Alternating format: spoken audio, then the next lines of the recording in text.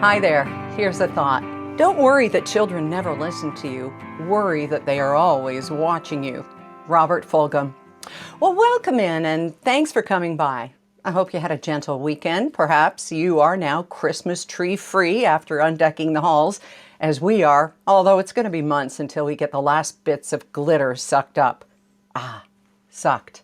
See, there is a word that brings me to the topic of today's journal, the danger of words and being overheard. Now, there was a time when, about 25 years ago, the term sucks entered the lexicon in a huge way. Of course, it had always been around, but you suck, and that sucks, and so on, hit me all the wrong ways as a broadcaster. Sucking, to me, had a, let's say, sexual connotation. And at that time, remember, this was decades ago, and it was something I wasn't going to say on the air. I held myself to a higher standard. Here we are in 2022. The Prime Minister says it. Everybody says it. Because, well, how else do you describe being locked down for 2 years? It does suck. And no, I don't mean in the fellatio kind of way. Yes, I said fellatio. Because the only other phrase that's more commonly known for, and please don't Google the word, especially images, is reserved for what Rob was doing to the snow in our driveway. It sucked, he blew, and it was quite a job.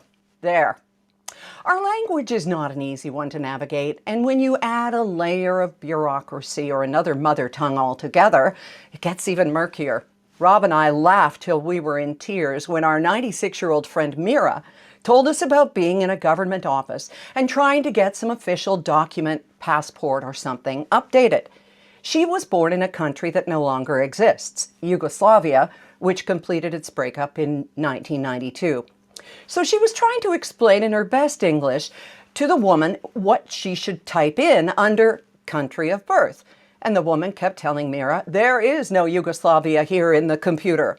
So having come to the end of her rope, Mira said to her, why don't you write F-U? Now, Mira, in whose mouth butter wouldn't melt, did not mean that the way we know F-U to mean. She was saying former Yugoslavia. But this sweet little old lady coming out with that must have had the whole office in stitches. It is, I will tell you, a story that Mira loves to share because she has since been told exactly what it is that came out of that mouth. You don't have to tell me as a former broadcaster that since you can't be sure what's being heard, you do have to be extra careful. Like a day last week when Colin was afforded a bonus sleepover with us because of school closure. I was in the living room with Rob, 7-year-old Colin, in an adjacent bedroom that we've turned into the kids' playroom, complete with TV, Wii, a ball pit, the whole nine. Rob and I were talking about how ridiculous it is that people who had been exposed to others who tested positive for COVID were gathering for the holidays and then going off to work. I said in what I thought was under my breath, it's so effing stupid. Except I didn't say effing. I said the word. Well, apparently Colin wasn't quite as absorbed in his Lego superheroes TV show as we thought. And we hear this shout from the next room. Grandma, what word did you just say?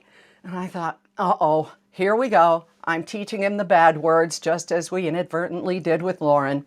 It's in the book and it's a pretty good laugh. So I sheepishly answered, stupid? And he came out, hands on his hips, and said, you said it again. Yeah, next time I won't be so effing stupid. I mean, those are words kids are meant to learn in the schoolyard, not at Casa Banana. Good thing he wasn't with us for Saturday night for the Leafs game. Anyway, have a good one, and we'll talk to you here on Thursday.